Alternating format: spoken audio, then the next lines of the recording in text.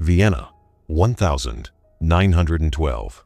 In the basement archives of the city's central police headquarters, a clerk sorting through water-damaged files discovered something that should have remained forgotten. Tucked between routine patrol reports and municipal complaints sat a leather-bound ledger, its pages brittle with age, containing names, 47 of them, each entry marked with a small, hand-drawn waltz symbol beside each name, a date, an address, and a single word in faded German script: verschwunden, vanished.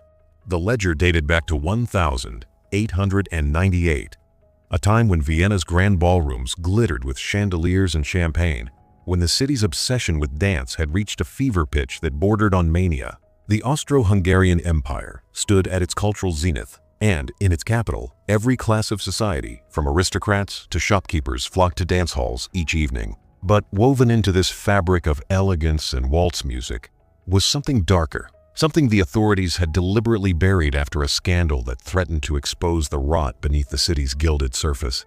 The clerk, a young man named Josef Hartmann, began cross-referencing the names with other police records. What he found made him bring the ledger directly to his superior, his hands trembling as he placed it on the desk. Because every single name in that book corresponded to an unsolved missing person case from a 3-year period, and every single victim had last been seen at a dance hall. This discovery would eventually unravel one of Vienna's most carefully concealed crimes, a story of seduction, murder, and systematic predation that the city's elite had conspired to erase from public memory. But before we descend into this chilling tale, tell me, where are you listening from, and what time is it there? Because what happened in Vienna's ballrooms more than a century ago reveals something timeless about how societies protect their image at the cost of truth, and how monsters can hide in plain sight when wrapped in beauty and grace. The story begins not in 1898, but 4 years earlier, in the autumn of 1894, when a woman named Karoline Mayer arrived in Vienna from the provincial town of Graz. She was 26 years old, strikingly beautiful by the standards of the era. With dark hair she wore in the fashionable Gibson girl style and an unusual talent. She could dance any style with perfect technical precision, as if she had studied under the finest masters. But Karoline had no aristocratic pedigree, no family connections, and no chaperone, all unusual for a woman of her apparent refinement. She took modest lodgings in the Leopoldstadt district and, within weeks, became a fixture at the Sophiensaal, one of Vienna's most popular public dance halls. In that era, dance halls occupied a peculiar social space. Unlike the exclusive balls of the nobility, public dance halls welcomed anyone who could afford the modest entrance fee. They were places where social boundaries blurred, where a factory worker might dance with a banker's daughter, where courtship happened away from parental supervision, and where respectable society whispered about moral corruption while secretly attending themselves. The Sophiensaal, with its soaring ceilings and live orchestras, attracted thousands each week. It was here, amid the swirl of silk gowns and the strains of Johann Strauss waltzes, that Karoline met Anton Brückner. Anton was 32, a man whose past remained deliberately vague. He claimed to be the son of a deceased military officer, which explained his discipline and bearing, but conveniently couldn't be verified. He had the sharp features and penetrating gaze that women of the era found magnetic, and he possessed an almost supernatural ability to read people, to understand their desires, their vulnerabilities, their secrets within minutes of conversation. He worked sporadically as a private tutor for wealthy families, a position that gave him access to upper-class homes while requiring little actual labor. Anton had been frequenting Vienna's dance halls for 2 years when Karoline arrived, and those who knew him remarked that he seemed to be searching for something or someone. When they danced together for the first time in November 1894, witnesses later recalled that something changed in the atmosphere of the hall. They moved with an uncanny synchronization, as if they shared a single consciousness. Other dancers instinctively gave them space. By the end of that first evening, they left together, and from that point forward, Karoline and Anton became inseparable, a pair who seemed to exist in their own world, speaking in glances and subtle gestures that others couldn't interpret. What no one realized was that this meeting wasn't chance. Karoline had come to Vienna specifically to find Anton, following a trail that connected back to a series of unexplained disappearances in 3 different Austrian cities between 1890 and 1894. In Graz, 5 people had vanished after being seen at dance establishments. In Salzburg, 7 more. In Linz, another 6. The pattern was invisible to authorities because the victims varied, some wealthy, some poor, some young, some middle-aged, and because they disappeared from different cities, different jurisdictions, different police districts that never communicated with each other. But Karoline had recognized the pattern because she had helped create it. Anton had simply been working alone. And now, in Vienna, he had found his perfect partner. Their method was elegant in its simplicity and horrifying in its execution. Vienna's dance culture provided everything they needed: anonymity, constant movement, and victims who willingly isolated themselves. The pair would spend weeks at a particular dance hall, becoming familiar faces, establishing themselves as skilled dancers whom others admired. They would identify individuals who fit specific criteria, people who came alone, who seemed lonely or seeking connection, who had mentioned or displayed signs of financial resources, and, critically, who had weak social ties: orphans, recent arrivals to the city, those estranged from family, people who, if they vanished, would leave behind few who would search for them. Karoline typically made the first approach with women victims, presenting herself as a friend and confidant. Anton handled the men, offering camaraderie and the promise of business opportunities or introductions to influential contacts. They worked separately and together, sometimes targeting individuals, sometimes couples. The seduction was never rushed. They invested weeks building trust, learning about their targets' lives, understanding their dreams and fears. They became whatever their victims needed them to be: friends, mentors, potential romantic interests, business partners. The actual luring followed a consistent pattern, though it took years for investigators to piece this together. Once trust was established, either Karoline or Anton would invite the victim to a private gathering, a small, exclusive party at a beautiful location outside the city. They described estates with gardens, wine cellars, and, of course, dancing. These gatherings were always scheduled for evenings when the ballrooms were closed, ensuring their absence wouldn't be immediately noted. The victims, flattered by the invitation and trusting their charming friends, would agree. They would meet at a predetermined location, usually a quiet street corner or a lesser-known cafe, and from there, they would simply disappear. What made their operation particularly chilling was their patience and their self-control. They never targeted more than one person per month. They never showed urgency or desperation. They could spend an entire evening at a dance hall, smiling and waltzing, even after having murdered someone just days before.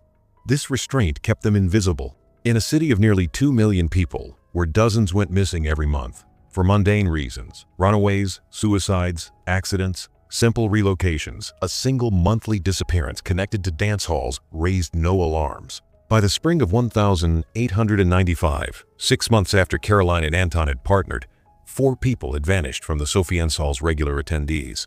But the dance hall's management noticed nothing unusual. The missing were not members of prominent families. They had paid their entrance fees in cash. Their absences created no scandal. The orchestra played on, the champagne flowed, and Vienna danced. The first crack in their perfect system came not from police investigation but from coincidence and a grieving mother's determination. In August 1895, a young woman named Elizabeth Hartmann, no relation to the clerk who would later find the ledger, disappeared after attending the Sofiensal. Elizabeth was 19, the daughter of a widowed seamstress named Margaret. Unlike many of the other victims, Elizabeth had family who cared deeply about her fate. When she failed to return home after what she described as a special evening with new friends, Margaret immediately went to the police. The officer who took her report was dismissive. "Young women left home all the time," he explained. "Perhaps she'd eloped. Perhaps she'd found work elsewhere." Margaret insisted her daughter would never leave without word, but the officer filed the report and forgot about it. Margaret, however, did not forget. She began visiting the Sofiensal herself, asking questions, showing her daughter's photograph. Most people couldn't help her, but one young man, a regular dancer named Paul, remembered seeing Elizabeth dancing with a striking couple, a dark-haired woman and a sharp-featured man, on the night she disappeared. He'd noticed them because they'd monopolized Elizabeth's attention all evening, and because they'd left together just before closing time. Marguerite took this information back to the police. Again, she was dismissed. The city had hundreds of dance halls and thousands of dancers. Finding 2 people based on vague descriptions was impossible. But Margaret had worked as a seamstress for wealthy families throughout Vienna, and she had connections. She hired a private inquiry agent named Hermann, a former police detective who had left the force after clashing with superiors over corruption. Wolf was expensive, but Margaret sold her late husband's watch and some jewelry to pay him. It was the best decision she ever made, because Hermann Wolf was thorough, skeptical, and immune to the social pressures that had buried previous investigations. Wolf began where the police had stopped at the Sophiensaal. He spent weeks there, not asking questions, but observing. He watched the dancers, studied the patterns, noted the regulars. He saw Karoline and Anton, though he didn't yet know their significance. He noted how they moved through the crowd like predators, how they identified lonely souls and drew them in with calculated precision. But he needed proof, not suspicion. So he waited and watched as autumn turned to winter, as the year 1895 approached its end, completely unaware that he was observing two of the most successful killers Vienna had ever harbored, and that they had already noticed him watching. Hermann Wolf's background made him uniquely qualified for this investigation, though it also made him dangerous to those who preferred Vienna's secrets remain buried. He had served in the Imperial Police for 15 years, rising to the rank of inspector before his career ended abruptly in 1893. Wolf had been investigating a series of fraudulent land deals that implicated several high-ranking city officials and members of the minor nobility. When he refused to abandon the case despite pressure from his superiors, evidence mysteriously disappeared from the police archives. Witnesses recanted their statements, and Wolf himself was accused of accepting bribes charges that were false but impossible to disprove. He resigned rather than face a show trial, and since then had worked privately, taking cases that the official police ignored or deliberately mishandled. His investigation into Elizabeth Hartmann's disappearance began with methodical record-keeping. Each evening at the Sophiensaal, Wolf documented everyone who appeared to be dancing alone or who engaged in extended conversations with strangers. He noted patterns of behavior, repeated interactions, and anyone who seemed to be cultivating relationships rather than simply enjoying the dancing. Within 3 weeks, Karoline and Anton emerged as anomalies. They attended 4 or 5 evenings per week, always together, always impeccably dressed. They danced beautifully, but never exclusively with each other. Instead, they circulated through the crowd, partnering with different people throughout the evening. They exhibited particular interest in those who came alone, especially those who appeared week after week without forming lasting connections with other regulars. Wolf began discreetly interviewing other regular attendees, claiming to be writing an article about Vienna's dance culture for a regional newspaper. Through these conversations, he learned that Karoline and Anton had been fixtures at the Sophiensaal for over a year. Several people described them as charming but enigmatic, friendly, yet revealing little about themselves. One woman, a milliner named Frau Steiner, mentioned that Karoline had befriended a clerk named Johann Weiss the previous spring. Johann had been a regular at the dance hall for months, a quiet man in his 30s who worked for a textile merchant. Frau Steiner remembered that Johann had seemed happier after meeting Karoline, more confident. Then, in late May, he stopped coming to the dance hall. Frau Steiner assumed he'd simply lost interest in dancing or perhaps had married, though she'd never heard any announcement. This detail sparked Wolf's investigative instincts. He visited the textile merchants' offices and learned that Johann Weiss had indeed disappeared in May 1895. He told his employer he was leaving Vienna for a position in Budapest, a claim that seemed plausible enough that no one had questioned it. Johann had given proper notice, collected his final wages, and departed. Except, as Wolf discovered through contacts in Budapest, no Johann Weiss had ever arrived to take up any such position. His family, a sister living in a village near Vienna, had received a single letter postmarked from Budapest claiming he was well and establishing himself, and then silence. The sister had worried but assumed her brother was simply busy with his new life. Wolf now had 2 disappearances, Elizabeth Hartmann and Johann Weiss, both connected to the Sophiensaal and both occurring after the individuals had spent time with Karoline and Anton. He needed more data. Working through Vienna's various police districts, he began the painstaking process of cross-referencing missing person reports with dance hall attendants. This was extraordinarily difficult because most dance halls kept no records of their patrons, and missing person reports often contained minimal information. But Wolf was patient and systematic. He visited dance halls across the city speaking with managers, musicians, and regular attendees. He offered small payments for information about people who had once been regulars but had suddenly stopped attending. By February 1896, Wolf had identified 11 cases that followed the same pattern. Regular dance hall attendees, primarily but not exclusively from the Sophiensaal, who had vanished after forming friendships with people matching Karoline and Anton's descriptions. The victims varied in age from 19 to 48, included both men and women, and represented different social classes, a diversity that had prevented anyone from recognizing a pattern. Some had left notes or messages about opportunities elsewhere. Others had simply disappeared. None had maintained contact with friends or family beyond an initial letter or two, and none could be located in the cities they'd claimed to be moving to. Wolf compiled his findings into a detailed report and brought it to the police. He presented it to his former colleague, Inspector Franz Richter, one of the few men in the department he still trusted. Richter reviewed the evidence and admitted it was compelling, but he was also pragmatic about institutional realities. The victims were not from influential families. Several were immigrants or provincials with no powerful connections. To launch an official investigation based on circumstantial connections to two people who had broken no laws, people who might simply have been friendly acquaintances to individuals who then left Vienna for unrelated reasons, would require resources and political will that didn't exist. Moreover, Richter warned, if Karoline and Anton were indeed responsible and became aware of police interest, they would simply vanish, and the truth would never be known. Wolf understood the logic, but found it morally repugnant. He decided to continue his investigation privately, but with a new approach. He would need to catch them in the act, or at minimum, establish direct evidence of their involvement in a disappearance. This meant putting himself at risk. In early March 1896, Wolf began attending the Sophia Saal, not as an observer, but as a potential victim. He came alone, dressed modestly, and presented himself as a lonely widower new to Vienna, exactly the profile that seemed to interest Karoline and Anton. It took nearly 2 weeks before Karoline approached him. She did so in the most natural way imaginable, simply asking if he would partner with her for a waltz since her companion was momentarily occupied. Wolf agreed, and as they danced, Karoline engaged him in light conversation. Where was he from? What brought him to Vienna? Did he enjoy the dance halls? Wolf, playing his role, mentioned that he'd recently relocated from Linz after his wife's death, that he was working as a bookkeeper, and that he found the evenings lonely. Karoline expressed sympathy with perfect sincerity. She introduced him to Anton, who joined them for refreshments after the dance. Anton was charming and attentive, asking about Wolf's work, his interests, his impressions of Vienna. Over the following weeks, this pattern repeated. Wolf would attend the Sophiensaal, and invariably, either Karoline or Anton, and increasingly both would seek him out. They began inviting him to join them for supper after the dancing, always at modest establishments where the cost wouldn't seem presumptuous. They learned details about his fabricated life, and Wolf, in turn, learned almost nothing substantive about them. They were masters of deflection, answering questions with charm and vague generalities that seemed like answers but revealed nothing verifiable. By late April, Wolf sensed the dynamic shifting.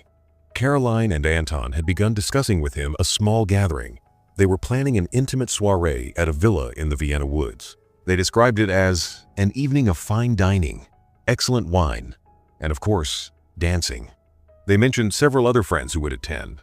Though they never provided names, they emphasized how much they would value his presence, how they'd grown so fond of him, how this gathering would be something special. Wolf recognized this as the lure that had preceded the other disappearances. He was simultaneously exhilarated and terrified. He agreed to attend, and they set a date, May 9th, 1896. Wolf immediately informed Inspector Richter of this development. Despite his earlier reluctance, Richter recognized the opportunity. They devised a plan. Wolf would go to the meeting place as arranged. Plain clothes officers would follow at a distance. If Karoline and Anton led Wolf to an actual gathering with other guests, the police would simply observe. But if the situation appeared dangerous, if it became clear that Wolf was being led to an isolated location with no legitimate gathering, the officers would intervene. The morning of May 9th was overcast and humid, the kind of spring day when Vienna felt oppressive rather than beautiful. Wolf met Richter one final time to review the plan. Richter had assembled a team of 4 trusted officers, all experienced and all armed. They would maintain visual contact with Wolf but remain unobtrusive. If Wolf sensed immediate danger, he was to remove his hat, a signal for the officers to move in immediately. Otherwise, they would allow the situation to develop until Wolf's safety was clearly compromised. The meeting was scheduled for 7 o'clock in the evening at a cafe near the Stadtpark. Wolf arrived precisely on time, his heart pounding but his exterior calm. Karoline and Anton were already there, seated at an outdoor table, both dressed elegantly for the evening. They greeted him warmly, and after brief pleasantries and a single glass of wine, Anton suggested they depart. A carriage was waiting, he explained, to take them to the villa. The carriage was a common rental type, nothing distinctive. driven by a taciturn man who never spoke. Wolf climbed inside with Karoline and Anton, acutely aware that the police officers were somewhere behind them, though he couldn't see them. The carriage headed west, toward the outskirts of Vienna and the forested hills beyond. As the city gave way to suburban villages and then to darker tree-lined roads, Anton maintained a steady stream of conversation. Describing the villa's owner, supposedly a wealthy merchant who traveled frequently and lent his estate to friends, Karoline added details about the evening's menu, the quality of the wine cellar, the view from the terrace. They traveled for nearly an hour, the roads becoming progressively narrower and less maintained. Wolf began to worry that the police had lost them in the deepening twilight. The carriage finally turned onto a rutted path that wound through dense forest, branches scraping against the sides. When they emerged into a clearing, Wolf saw not a villa but a small, dilapidated hunting lodge, its windows dark, no other carriages present, no signs of any gathering. Anton noticed Wolf's expression change. "The others will arrive shortly," he said smoothly. "We came early to help prepare." But there was something different in his voice now, a subtle edge that hadn't been there before. Karoline's smile remained fixed, but her eyes had gone cold and watchful. Wolf realized with absolute certainty that no one else was coming, that this isolated lodge in the forest was where 11 people had met their end, and that he was intended to be the 12th. He reached for his hat, preparing to give the signal, but Anton moved with startling speed. He grabbed Wolf's wrist with one hand while producing a small revolver with the other not pointed at Wolf, but held casually, a threat implicit rather than overt. "I think we've played this game long enough, Herr Wolf," Anton said quietly. "Or should I say, former Inspector Wolf? Did you really think we wouldn't recognize you? We've been aware of your investigation for months. The question is, what do we do about it now?" Karoline stepped closer, her face expressionless. "You've been very thorough," she said. "Following connections, interviewing witnesses, building your case. But you've made a critical error. You've come alone to an isolated location with 2 people you believe to be murderers, and you've brought no proof of your suspicions, no official sanction for your investigation, and no one who knows exactly where you are." She paused, letting this sink in. "Except that's not quite true, is it? You've arranged for police to follow you. They're somewhere on that road behind us, perhaps already lost in the forest, perhaps waiting to see what develops." Wolf's mind raced. They had known all along. This entire evening had been a trap, but for whom? For him or for the police? He said nothing, keeping his face neutral, trying to understand their strategy. Anton gestured with the revolver toward the lodge. "Inside," he said. "We have things to discuss, and it's better done privately." The lodge's interior was sparse, a main room with a fireplace, a few pieces of rough furniture, and 2 doors, leading to what Wolf assumed were a kitchen and bedroom. But what drew his attention immediately were the stains on the wooden floor, dark patches that someone had tried to scrub away, but which remained visible in the lamplight Anton lit. This was a killing floor. How many had died here? And how did Karoline and Anton intend to resolve the situation they'd created? Anton kept the revolver trained on Wolf, while Karoline moved to one of the doors and opened it. "Please," she said, her voice almost gentle now. "Look inside. You've worked so hard to understand what happened to those people. You deserve to know the truth." Wolf approached the doorway cautiously, aware that this could be the moment they attacked him, but compelled by a need to understand. What he saw through that doorway would haunt him for the rest of his life. The room beyond was a makeshift cellar, accessed by stone steps leading downward. And lining the walls of that cellar, arranged with meticulous care, were the possessions of the missing clothing, jewelry, personal effects, all labeled with names and dates. It was a trophy room, a catalog of murders, preserved with the same precision that Karoline and Anton brought to their dancing. But more shocking than the evidence of past crimes was what Wolf saw in the center of the cellar floor. A bound figure, gagged and terrified, sitting against the far wall. It was a young man Wolf didn't recognize, probably in his mid-20s, clearly alive and clearly the pair's most recent victim, someone they had taken before Wolf had sprung his trap. Anton spoke from behind him. "His name is Thomas. We met him 3 weeks ago at the Prater Dance Pavilion. He was supposed to die tonight, but your interference has complicated our schedule." Wolf turned to face them, his training overcoming his shock. "Why?" he asked. "Why any of this? What possible reason could you have for killing these people?" Karoline's expression was one of mild surprise, as if the question itself was naive.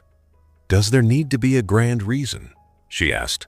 "We kill because we can, because it's interesting, because watching someone's trust turn to understanding, seeing the moment they realize they've been deceived, provides a sensation that nothing else matches. We select our victims with care. We cultivate them like rare flowers, and then we harvest them at the peak of their false hope." She paused, studying Wolf's face. "You're shocked by the honesty. Most people prefer comfortable lies about insanity or abuse or grand motivations.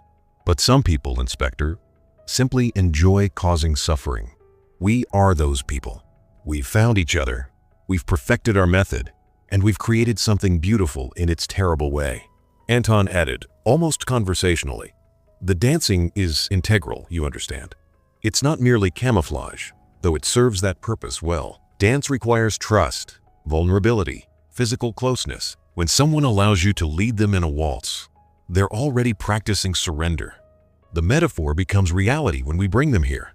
They've already learned to follow our lead. The transition from dance floor to killing floor is, in its way, seamless." Wolf absorbed this, recognizing that he was dealing with something rare and terrifying, not criminals driven by desperation or greed, but individuals who had chosen evil as a form of art, who experienced genuine pleasure in the systematic destruction of human life. And he was trapped in a lodge with them, with police who might or might not be close enough to intervene, and with a young man who would certainly die unless Wolf could change the trajectory of this evening. Wolf understood in that moment that his survival and Thomas's depended on disrupting Karoline and Anton's sense of control. They had orchestrated this confrontation, revealed their crimes with confidence because they believed they held every advantage. But Wolf had spent 15 years as a police investigator, and he recognized something crucial in their psychology. They were performers who needed an audience, and performers could be manipulated through their need for recognition. "You've made an error," Wolf said quietly, his voice steady despite the terror coursing through him. "Not in your methods, which are admittedly brilliant, but in your assumption about this evening. You believe the police following me are your only concern. You're wrong." Anton's eyes narrowed slightly, the first sign of uncertainty. "Explain," he demanded. Wolf took a calculated risk, banking on the pride he'd observed in both of them during weeks of interaction. "Before I agreed to this meeting, I documented everything. I discovered every victim, every connection to you both, every pattern. That documentation sits in a sealed envelope with my attorney, with instructions to deliver it to 3 separate newspapers if I fail to retrieve it by tomorrow morning. If I die here tonight, your names, your descriptions, and your crimes will be published across Vienna within days. You'll have perhaps a week to flee before the entire empire is searching for the dancing couple who murdered their way through the ballrooms." It was a bluff, but a plausible one.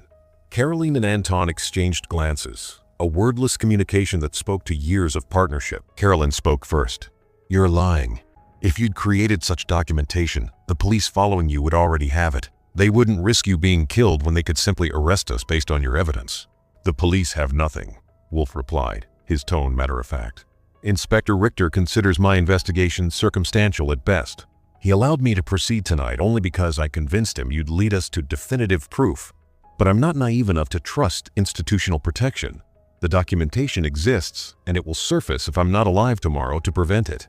He paused, watching their reactions. "Of course, you could flee Vienna tonight. Abandon everything you've built here. Spend the rest of your lives moving from city to city, always one step ahead of investigation. Or you could consider an alternative." Anton raised the revolver slightly. "What alternative?" "Let the boy live," Wolf said, nodding toward the cellar where Thomas remained bound. "Let me live. Continue as you have been, but with greater caution. You've already demonstrated you can identify when you're being investigated. You knew about me for months. Surely you can adapt, become more selective, reduce your frequency. The city is large enough to absorb your activities indefinitely if you exercise restraint." The suggestion was morally repugnant, even as Wolf spoke it, but it served a purpose buying time while simultaneously probing their psychology. Karoline laughed, a genuine sound of amusement. "You're proposing we strike a bargain? We spare you and our current victim in exchange for being allowed to continue killing? Inspector, that's more cynical than anything we've said tonight." "I'm proposing reality," Wolf responded. "You're right that my evidence is insufficient for prosecution. Even with what's in this cellar, a clever attorney could create reasonable doubt stolen items, planted evidence, coerced confessions. Vienna's courts are reluctant to convict attractive, well-spoken defendants of sensational crimes without overwhelming proof. The scandal embarrasses the city. Better to dismiss it as hysteria or faulty investigation. He let this sink in. But newspaper publication bypasses the courts. It creates social pressure, public outrage, demands for action that the police cannot ignore. You'd be destroyed not by law, but by exposure. What Wolf was actually doing was extending the conversation, keeping them engaged while counting seconds, hoping the police had followed the carriage's route and were even now approaching the lodge. Every minute of dialogue was another minute for rescue to arrive. But he'd also touched something genuine in Karoline and Anton's worldview, their cynical understanding of how power and image shape justice in Vienna. Anton lowered the revolver slightly, thinking. "An interesting proposition," he said slowly. "But it assumes we value our current life in Vienna more than we value our freedom to act without restraint. What if we simply prefer to eliminate you, eliminate the boy, and relocate? We've moved cities before. We could do so again." "You could," Wolf agreed. "But Vienna offers something other cities cannot.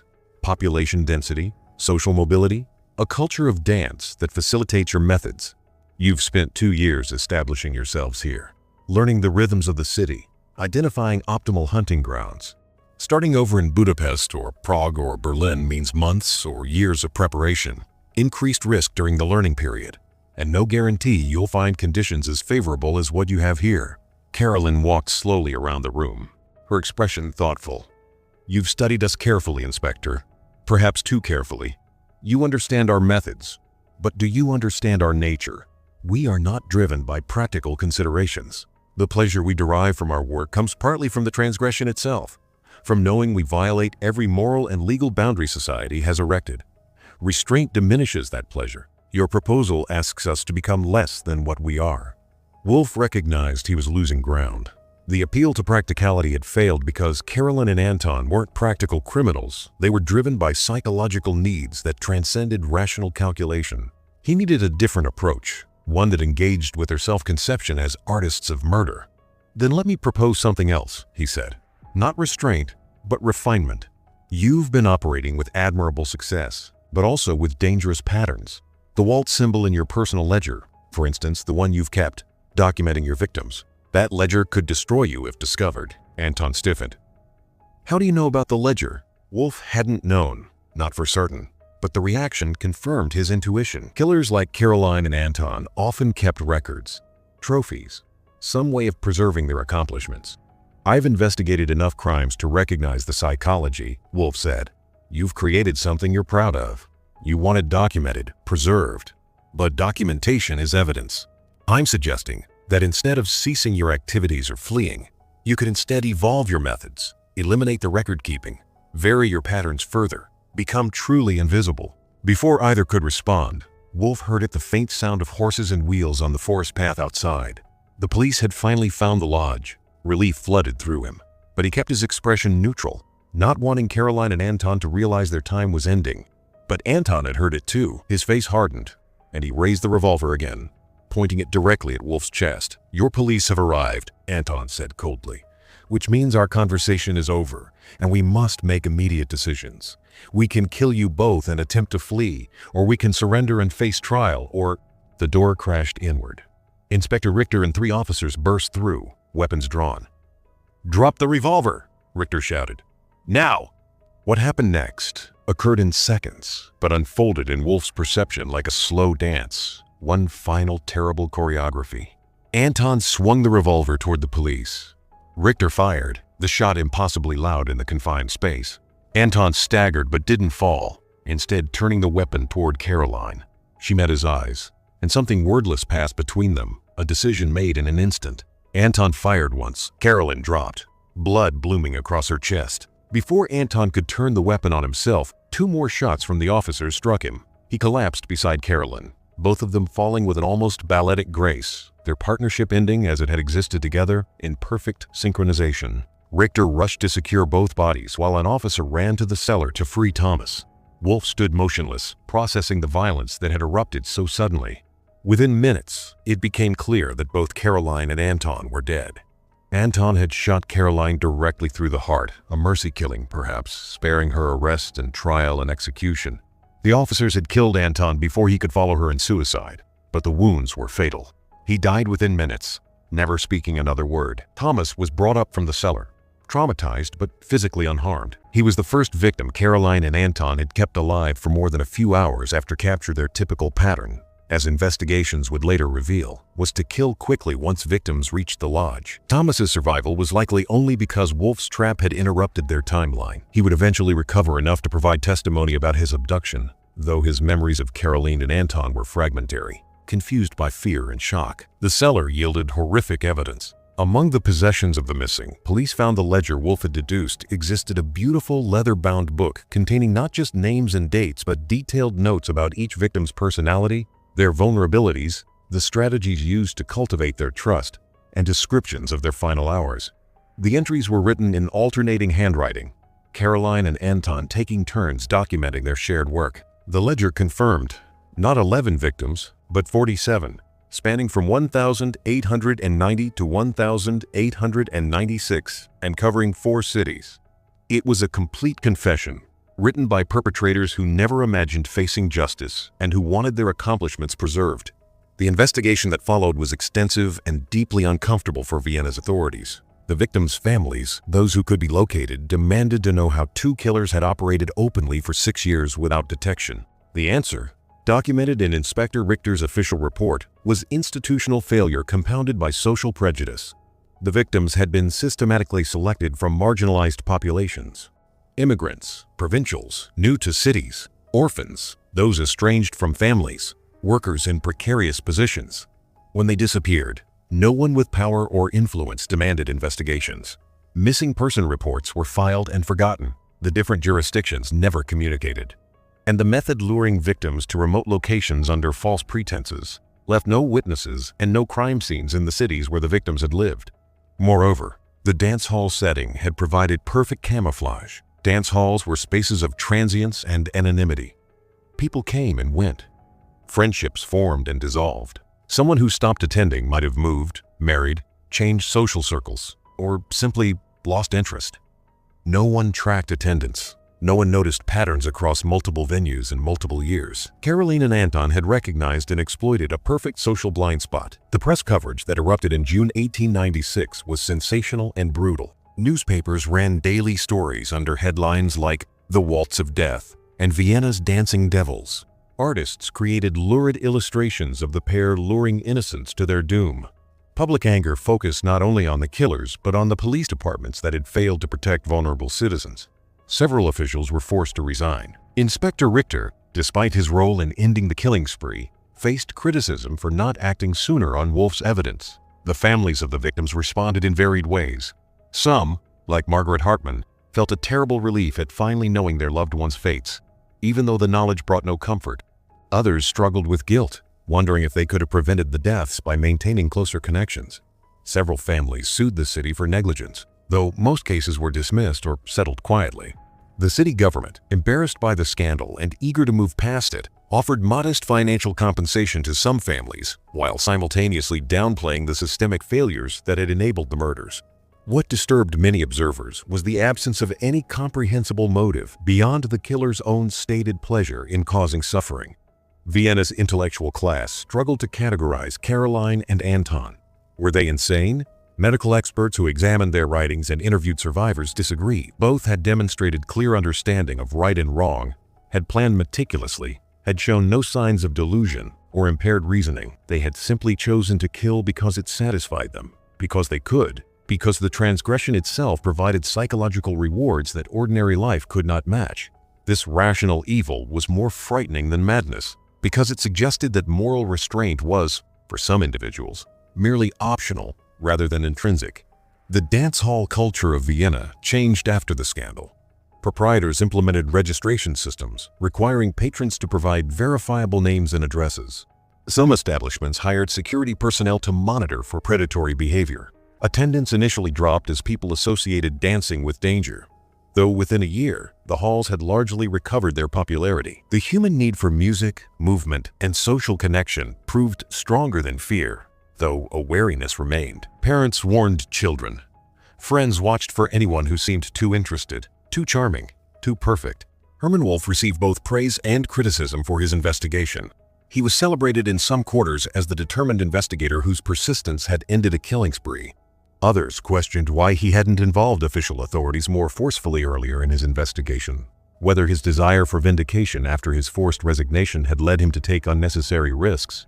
Wolf himself was profoundly changed by the experience. He continued working as a private investigator but focused primarily on financial crimes and missing person cases that didn't involve potential violence. He never again attended a dance hall. He died in 1924, and among his papers was found a manuscript, an unpublished account of the dancing lovers case that provided psychological insights beyond the official police reports.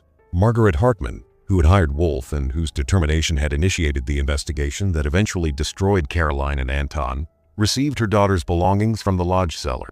Among Elizabeth's possessions was a diary covering the final weeks of her life. The entries documented her growing friendship with Karoline, her excitement about being included in a sophisticated social circle, her plans for the evening that became her last. The final entry, written the afternoon before she disappeared, described her happiness and her anticipation of a wonderful evening ahead. Margaret never remarried, never fully recovered from the loss, but she did establish a small charitable fund to help families searching for missing persons, an institutional memory of her daughter and the others who had vanished into the darkness behind Vienna's glittering ballrooms. Thomas, the young man rescued from the cellar, struggled for years with trauma. He left Vienna shortly after testifying to police, returned to his family in Styria, and worked in his father's carpentry business. He rarely spoke about his experience, though friends noticed he would sometimes freeze in place when he heard waltz music, his face draining of color. He eventually married and had children, living until 1952. But those who knew him well said he never quite shook the shadow of those hours bound in the cellar, waiting to die. The lodge where the murders occurred was burned to the ground by local authorities in July 1896, partly to destroy a site of horror, and partly because no one wanted the location to become a macabre tourist attraction. The land reverted to forest, unmarked and unremarked. By the early 20th century, few remembered exactly where it had stood, and that forgetting was deliberate. Vienna wanted the scandal buried, the memory erased, the darkness covered over so the city could return to its self-image of culture and beauty. But archives remember what societies choose to forget. The ledger that Karoline and Anton kept, along with other evidence from the case, was deposited in Vienna's police archives, where it sat for decades in restricted files. The 1912 rediscovery by clerk Joseph Hartmann, grandson, as it happened, of Margaret Hartmann, brought the case briefly back into public awareness, sparking a short-lived debate about urban anonymity and predatory crime. But World War I erupted 2 years later, and in the catastrophe that consumed empires and killed millions, the deaths of 47 people at the hands of 2 ballroom killers seemed like a footnote, a minor horror from a vanished world. Yet the case continued to haunt criminology. In the 1930 seconds, researchers studying serial murder examined the dancing lovers as an early example of a killing partnership, noting the unusual dynamic between Karoline and Anton, equals in planning and execution, neither dominant nor subordinate. Their relationship apparently based on genuine compatibility and shared pathology. Modern criminal psychologists recognize in them characteristics later associated with psychopathy: superficial charm, lack of empathy, manipulation skills, sensation, seeking behavior, and the capacity to form selective emotional bonds while remaining indifferent to others' suffering. What remains most disturbing about the case is how close Karoline and Anton came to never being caught. If Margaret Hartmann had accepted official dismissal of her daughter's disappearance, if Hermann Wolf had been less skilled or less determined, if the police had not arrived at the lodge when they did, the pair might have continued killing for years more. They might have eventually stopped, moved away, disappeared into history as ordinary citizens who happened to harbor monstrous secrets. The 47 known victims might have remained 47 separate mysteries, and the truth would have died with the killers. This raises the question that haunts anyone who studies such cases. How many other Karolines and Antons have moved through history undetected, their crimes never connected, their victims never accounted for, their true natures never exposed? How many times has someone vanished from a ballroom, a tavern, a market, and the explanation accepted was simply that they'd moved on, when the reality was far darker? The dancing lovers were caught partly through investigative skill, but also through coincidence and luck, the unlikely combination of a determined mother, a skilled investigator, and a moment when the killer's confidence led them to take a risk they would normally have avoided. The final question the case poses is one of moral responsibility. Why do some truths remain buried? In the years after 1896, Vienna's establishment worked to minimize the scandal, to frame it as an aberration rather than examining the social conditions that had enabled it. The vulnerability of the victims, their isolation, their marginalization, their lack of powerful advocates was not addressed. The systemic police failures were superficially reformed but fundamentally unchanged. The city's desire to preserve its image of civilized culture outweighed its commitment to protecting all its citizens equally. This pattern has repeated throughout history. Societies protect their self-image by forgetting uncomfortable truths, by allowing certain deaths to be classified as tragedies of individual circumstance rather than failures of collective care. The dancing lovers could only operate because their victims were people whose absences created no social disruption, whose disappearances could be explained away, whose lives were valued less than the smooth functioning of urban social systems. Remembering such cases serves a purpose beyond morbid fascination. It reminds us that evil often appears beautiful, that charm can mask malevolence, that trust can be weaponized, and that societies are only as moral as their treatment of the most vulnerable. The 47 people who died at the hands of Karoline and Anton were not statistics or abstractions. They were individuals with dreams, fears, relationships, and futures that were stolen from them. They deserve to be remembered not just as victims, but as people. And their deaths should compel us to ask whether our own societies contain similar blind spots, similar populations whose disappearances might be too easily explained away. So tell me, as you sit wherever you are right now, in whatever time and place you're listening from, does your city track those who vanish?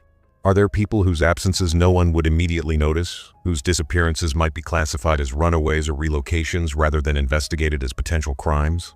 The dancing lovers of Vienna operated more than a century ago, but the social dynamics they exploited, isolation, anonymity, marginalization, institutional indifference, remain present in modern cities.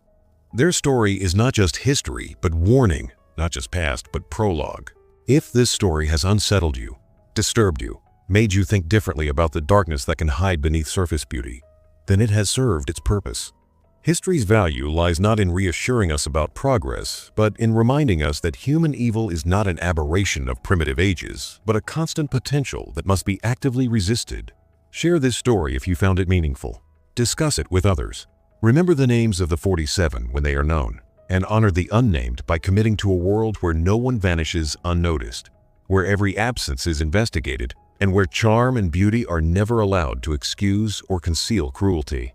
And maybe, just maybe, the next time you're at a gathering, a dance, a social event, and someone seems a little too charming, a little too interested, a little too perfect, you'll remember Vienna 1896, and you'll trust your instincts, and you'll walk away. Because the dancing lovers were caught, but the impulses that drove them, the social conditions that enabled them, and the human capacity for predatory evil they exemplified, those things were never destroyed. They simply waited, patient as always, for the next ballroom, the next victims, the next pair of monsters who would recognize each other across a crowded floor and begin their terrible waltz